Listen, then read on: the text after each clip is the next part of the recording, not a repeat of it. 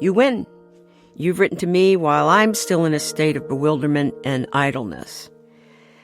I did write to you 2 or 3 times at your sister's in New York about a year ago. I don't think you ever got anything, same as I never got anything in France from you. Did you write?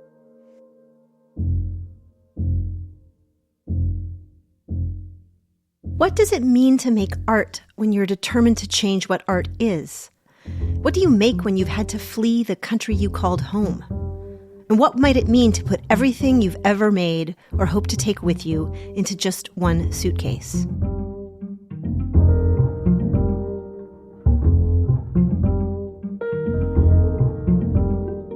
Welcome to Season 2 of Recording Artists, a Getty podcast dedicated to exploring art and artists through its archives. I'm your host, poet Tess Taylor. In this season, called Intimate Addresses, each episode examines one letter by one artist, looking deeply at what it means to make a life in art. Deavere Smith performs the letters as we travel the globe in the 20th century. You listen as makers collaborate, fight for justice, ask for money, work through pain, and affirm their resilience. What emerges is a sweeping panorama of artists in dialogue with one another and 6 distinct portraits in creativity. Today's letter is from Marcel Duchamp, an artist who may be best known for hanging a urinal upside down and calling it art. But this letter comes nearly 3 decades after that. He is writing to his friend, Man Ray. It's 1942. Marcel Duchamp is 55 years old. World War II has just scattered his community in Paris, as well as artists and intellectuals from across Europe. Duchamp had fled Paris after the German occupation began in 1940. He's been in the south of France for the past 2 years, most recently in a displaced persons camp. After a wild scramble to get a visa, he's safe in New York. Not long after arriving, he sends a short note to Man Ray, an avant-garde photographer and multimedia artist, and his friend of nearly 30 years. He hasn't seen Man Ray since before the Nazis marched on Paris. Man Ray has since moved to Hollywood. Duchamp cannot afford to visit. Duchamp is not quite asking for money, but he's looking for help finding patrons, and he makes it clear he has no cash to spare. This letter, like most of Duchamp's correspondence, is terse, composed in navy fountain pen in loose sloping hand on a small piece of torn-out notebook paper. Duchamp seems dazed, and he has every reason to be. He's finally out of Vichy France. Here's Deavere Smith reading the letter. 440 East 51st. Dear man, you win. You've written to me while I'm still in a state of bewilderment and idleness. I did write to you 2 or 3 times at your sister's in New York about a year ago. I don't think you ever got anything, same as I never got anything in France from you. Did you write? I don't think I'll be going to Hollywood. Walter must have told you about it. On the other hand, I've brought enough material to make about 50 boxes, all finished except for mounting and assembling the leather suitcase still to do. And I'm staying in New York to get started on manufacturing these 50 boxes. In fact, 20 will be deluxe, containing an original, and the other 30 with no original. You see, like the rest, here I am, asking you a favor.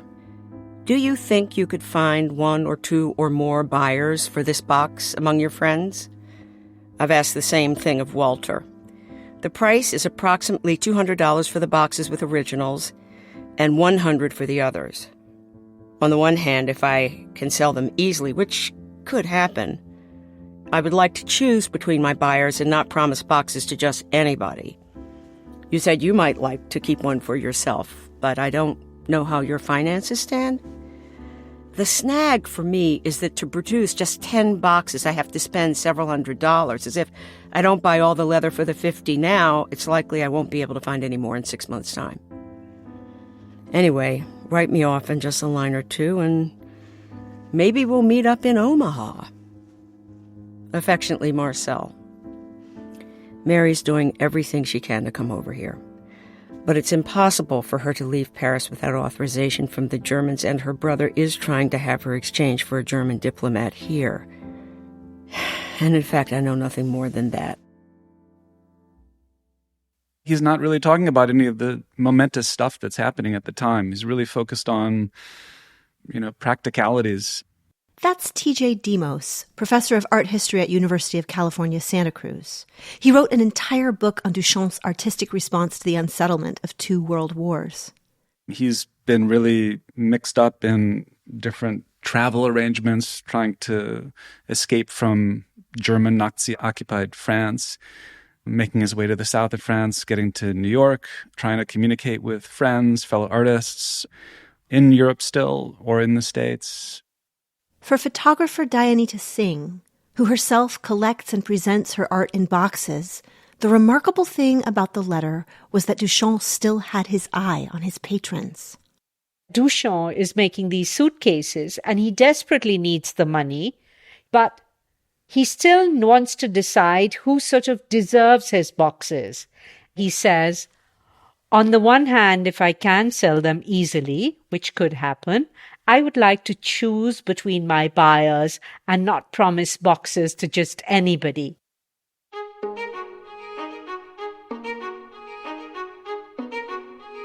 When Marcel Duchamp died in 1968, 26 years after this letter to Man Ray, the New York Times described him as the most destructive artist in history.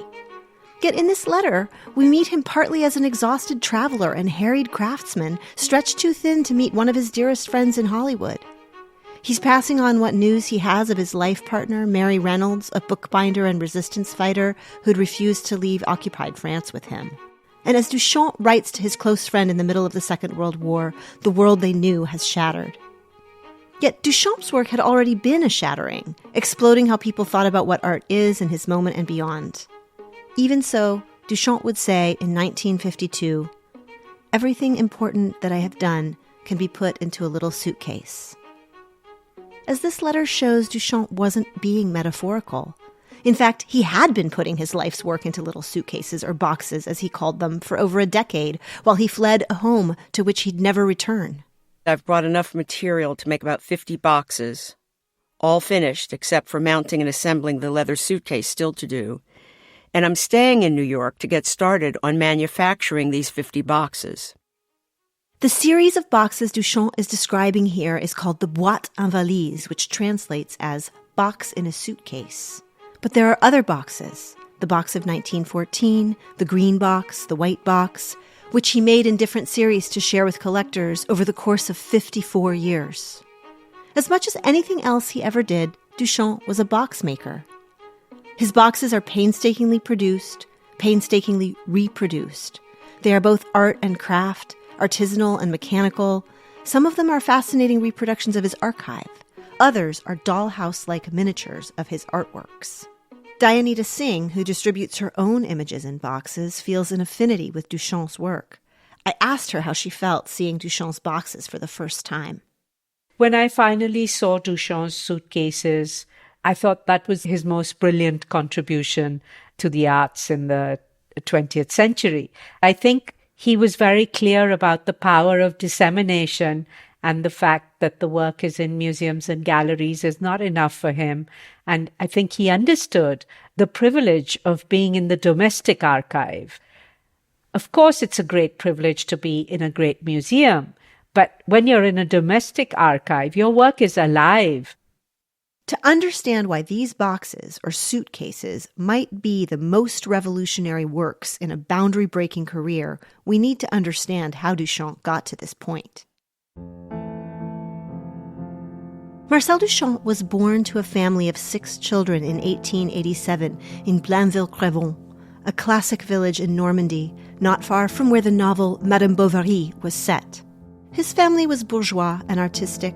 His favorite sister Suzanne was a painter, and 2 older brothers, Raymond and Gaston, practiced art in Paris.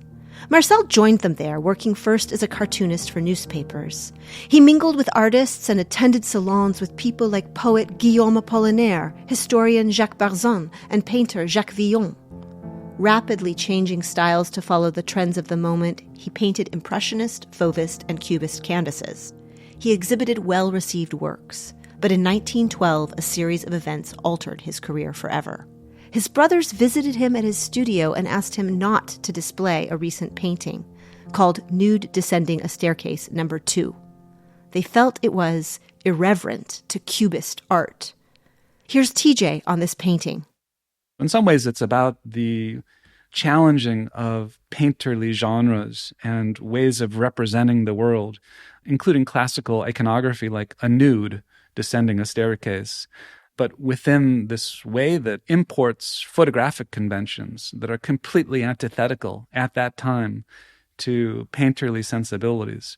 In the Paris context, I think it was really offensive to people within Cubist circles because it didn't adhere to the apparently agreed upon institutionalization of Cubism, even though Cubism was still quite young at the time and was known from the very beginnings of being a challenge to representational conventions. I think he was unwilling to accept the inviolable rules of Cubism as the game that he wanted to play. This dust-up with the Cubists made a big impression on Duchamp. He agreed to remove his painting from their salon, but the sense that something as radical as Cubism had become downright dogmatic left him uneasy. He even swore off a career in art altogether and began training to be a librarian.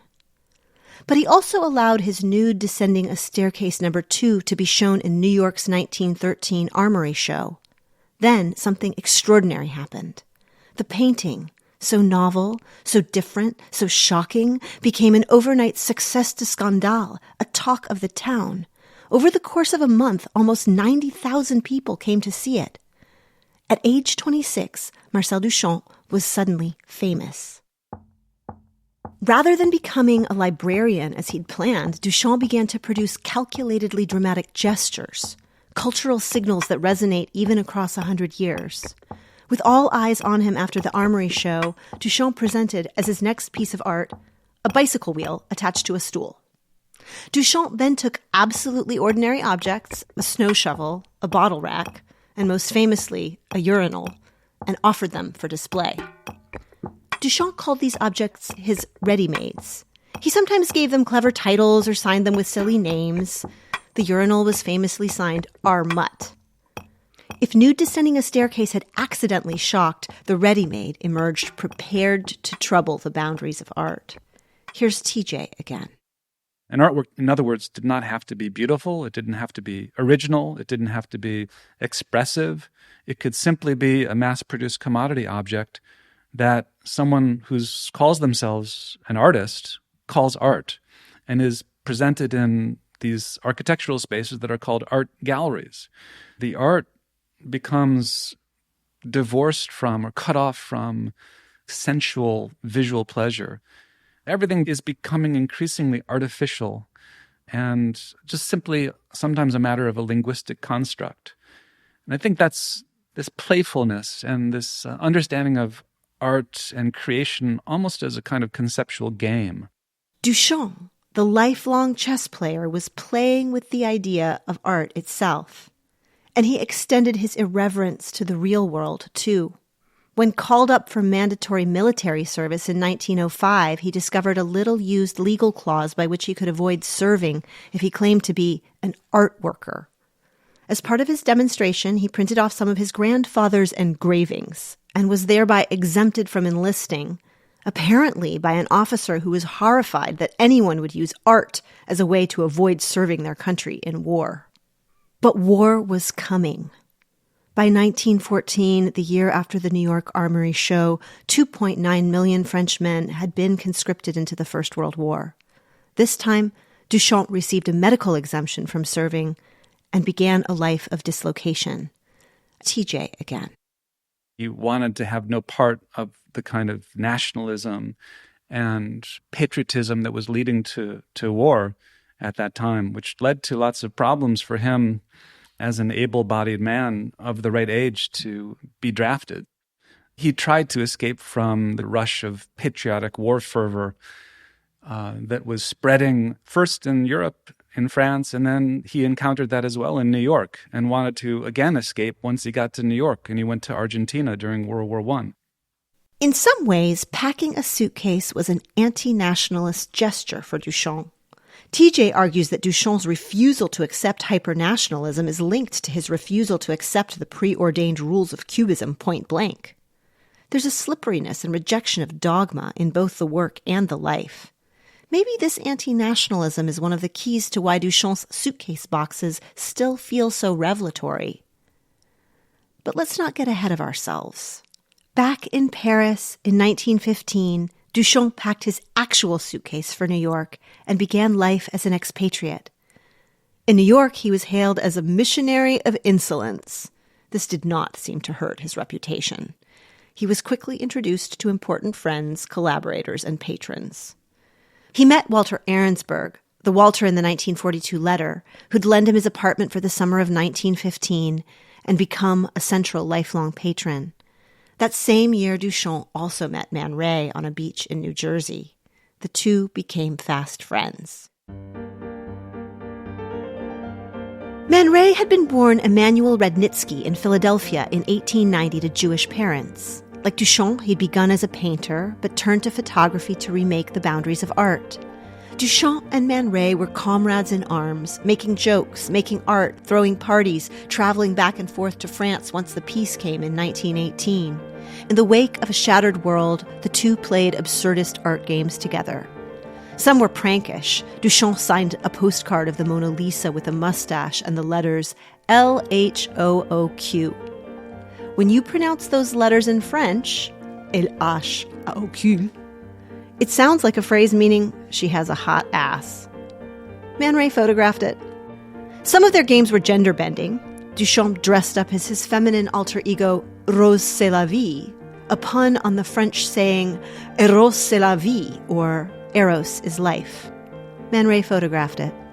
Together, the two wanted to kick art off its pedestal and replace it with a series of questions, vandalisms, and jokes. If Duchamp's snow shovel was art, he was also ready, as he put it, to use a Rembrandt as an ironing board. Yet even as he goofed off with Man Ray, Duchamp worked steadily on one piece, La mariée mise nue par ses célibataires mêmes, the bride stripped bare by her bachelors even, also known as the large glass. This glass and metal work is about 9 feet high and offers a difficult allegory about unfulfillable desire. Here's TJ describing it. There's these schematic diagrams on both halves. It's monochromatic largely. There's maybe some yellows and browns. You might confuse it for a kind of 19th century science experiment, or at least the abstract diagrams of some kind of mechanical contraption. It challenges narration to try to describe what's going on here. The large glass is a conceptual stained glass window, changing based on the slant of light and what is passing on the other side. It is transformed in other ways as well. In 1926, 3 years after it was completed, the glass cracked in transit, even collecting dirt in the cracks. Rather than fret, Duchamp famously allowed cracks and dirt to become part of his work. For Duchamp, making art that would evolve was part of the process. As it happened, the large glass then became the occasion for another endlessly transforming work of art, Duchamp's green box. In 1934, Duchamp created a valise, or little suitcase, purporting to contain a companion archive to the large glass. A narrow, briefcase-sized box covered in green velour, he called it The Bride Stripped Bare by Her Bachelors Even, the Green Box, or simply the Green Box. It consisted of 93 loose but painstakingly reproduced documents which he made in an edition of 300. Though for some special patrons there were deluxe editions that had unique works of art, documents which were originals for which there was no copy. As his 1942 letter shows, he'd repeat this tactic of including originals in his boîte and valise, continuing to play with the concepts of original and copy. The Green Box is a bit like being in a clever madman's attic. There are sheets that seem to come from many notebooks and a tender mix of journal entries, songs, possible process notes. There are rips, tears, grids. There are photographs and diagrams. There are different colors of ink. And it's not just notes and jottings that are reproduced, but scratch-outs and thumbprints and the stationery of the Hôtel de l'Opéra. Dayanita described the experience of seeing one of the green boxes for the first time. The boxes that I saw, each one of them felt like an invitation into his studio, really revealing to me his sources and where things came from, giving me clues, but also hiding, playing with me, and yet giving me the impression that he was sharing a part of his world with me, which he was, but it's not like he's telling me everything. It's not all completely serious. I also recently had the chance to open and examine a green box in person. I was struck by found poems amid the notes, cryptic shards that read, "To classify combs by the number of their teeth," or "infrathin, the spider web, the pearlescent, the iridescent in general," and "Among the articles of lazy hardware, we recommend a faucet which stops running when one doesn't listen to it." Looking at these preserved tatters, I found myself thinking about the way that Duchamp's archive plays with the idea of where art begins and ends. Is art in the object itself, or somehow in the note that precedes the object? If it is in the note, where does that art start or end? Is it in the text itself, or also the doodle, the thumbprint, the smudge? And then, can art be transmitted in the copy of the smudge? There's also just something really fun about boxes. I had to admit, while the snow shovel feels arch and the Mona Lisa feels campy, the box is spontaneous. Opening and shutting, it changes, dancing between preservation and ruin, misdirection and clues. It also holds a copy of Man Ray's photograph of Duchamp's works already covered in dust. The box archive anticipates its own demise. But while it lives, it can be endlessly recombined in new constellations. Dayanita described the suitcase boxes this way. A form between an artwork and a book is, I think, what the suitcases accomplished. It has all the information, all the content that you would want from a book, but then it also has the very physical, haptic quality of a miniature exhibition. Each of those suitcases is an exhibition as well as an archive. The archive makes you join the dots, but the dots are valid for that time only, and then 10 years later you find other dots to join. So it's pregnant with endless possibilities. During the years he was making the green box, Duchamp was living with Mary Reynolds, who actually was an artisan bookbinder. She was an American widow whose first husband had died in World War I. Like certain daring women of her generation, she moved to Paris after the war to begin a new life. Duchamp and Reynolds entered an open romantic partnership in the Paris of the 20s and deepened their life together in the 30s. By then, Duchamp was mainly in Paris. He maintained his own studio, but the two collaborated on artworks all over her home at 14 Rue Allée. One wall was painted deep blue with tacks placed at different angles connected with string, creating an open, changeable network of its own. Here, Reynolds and Duchamp hosted the Paris art set. On nights during the 1930s, artists, Max Ernst, André Breton, and Man Ray included, gathered for dinner and wine in the garden. Once, when Frida Kahlo fell ill while visiting Paris, Reynolds nursed her back to health. It's hard to know if the shadows gathering over late 1930s Europe made Duchamp consider another bigger box, one that would hold miniatures of all his work, or whether he simply felt that boxes make for fascinating play. But once he finished his editions of the Green Box in the mid-1930s, Duchamp immediately began a new box project, the boîte en valise, the box in a suitcase, which he continued to develop as World War II came closer. It's this he's still working on when he writes to Man Ray in 1942.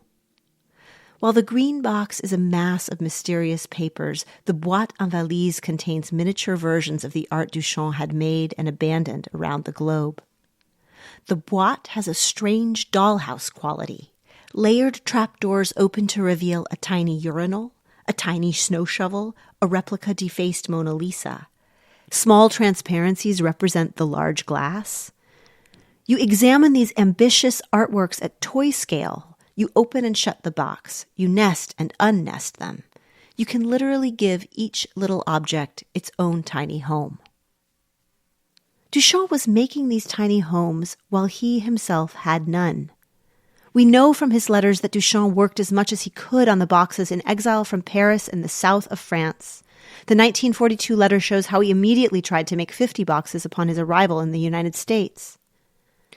Yet there's something else about these boxes. They're his longest-running work. In fact, once he left France, Duchamp never stopped making suitcases. He produced editions of these boîtes until his death in 1968. Even though he was making boxes as he fled his homeland, Duchamp never discussed them as a reaction to a life disrupted twice by war. But Dayanita, who herself creates multiples in order to reach a global audience with her art, saw the immediate and practical need that boxes serve.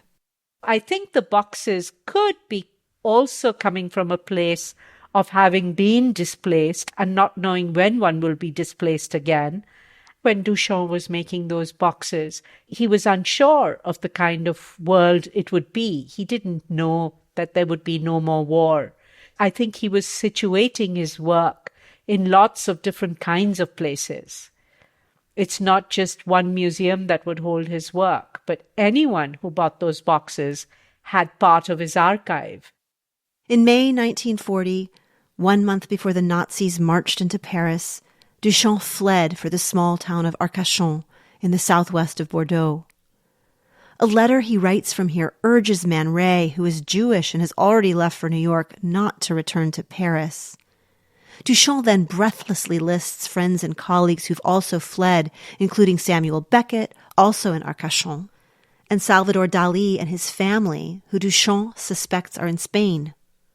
The letter does not mention an important fact both men would come to know, that Mary had decided to stay behind in Paris. Duchamp would get a travel pass to move between zones, hoping to persuade her to leave. She would not, and it would take Duchamp 2 more years to escape from the south of France. Any return to Europe was now unthinkable for Man Ray. The 3 friends were irrevocably scattered, their network torn.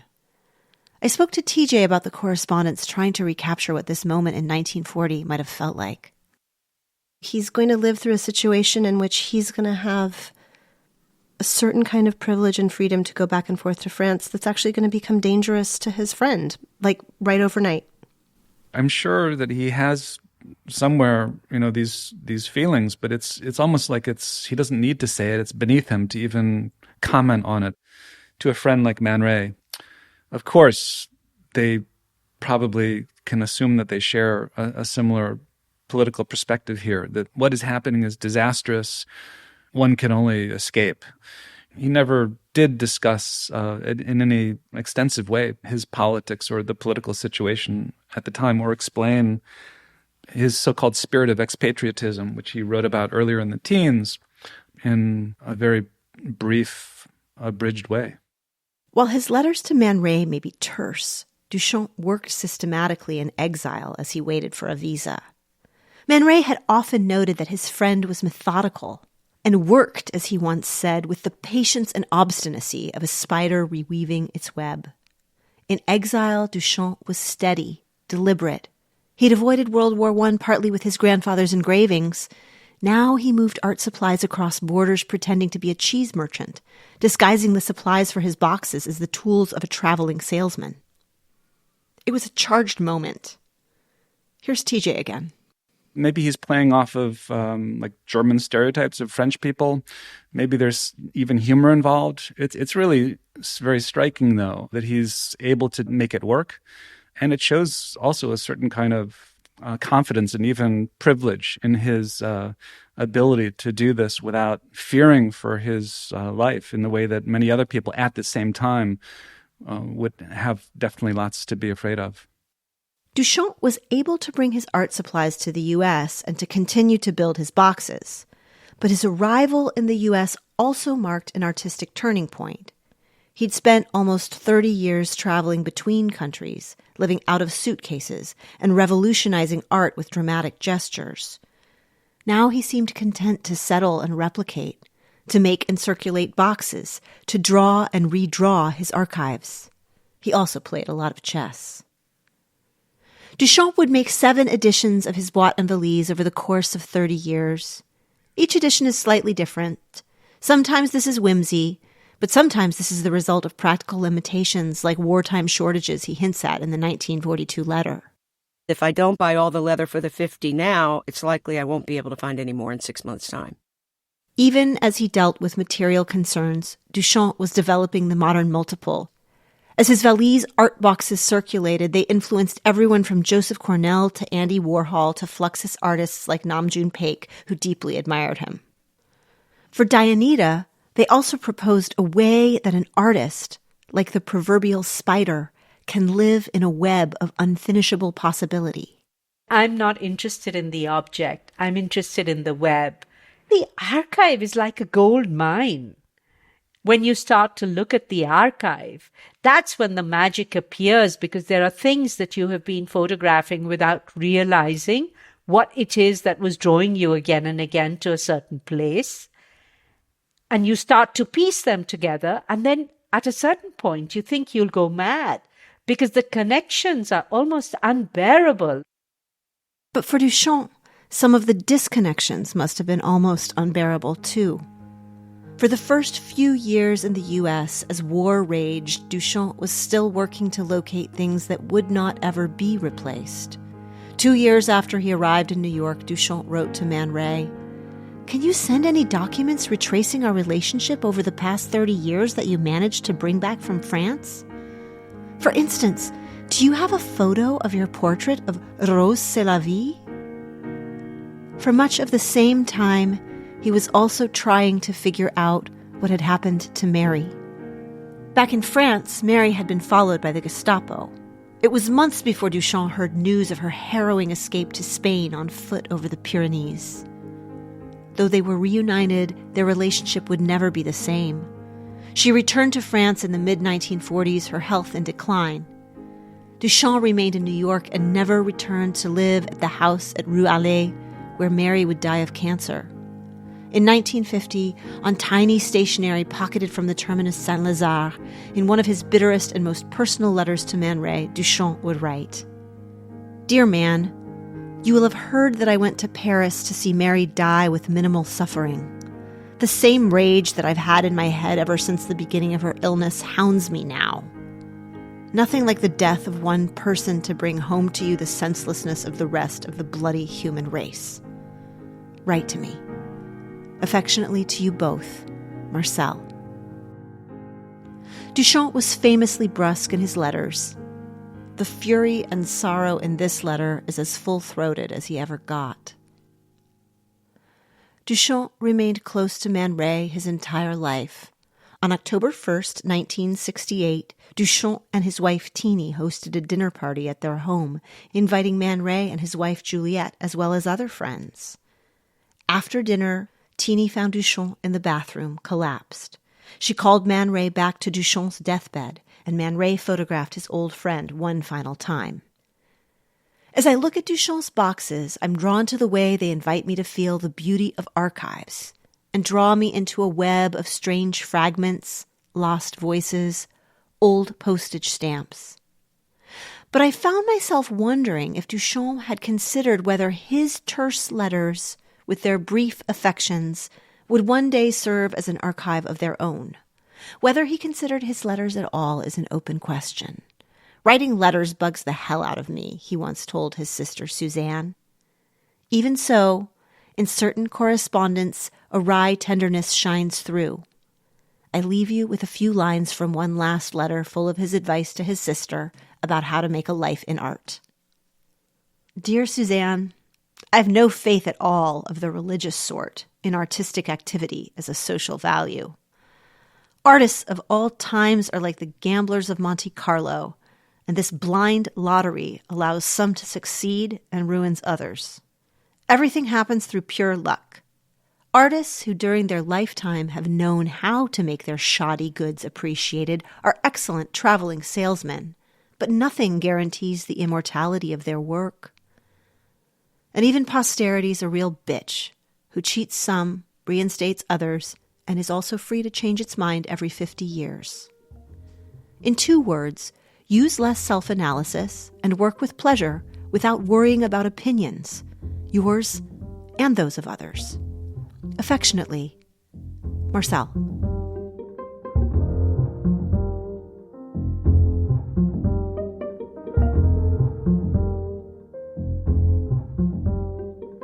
This podcast is sponsored by the Getty Patron Program.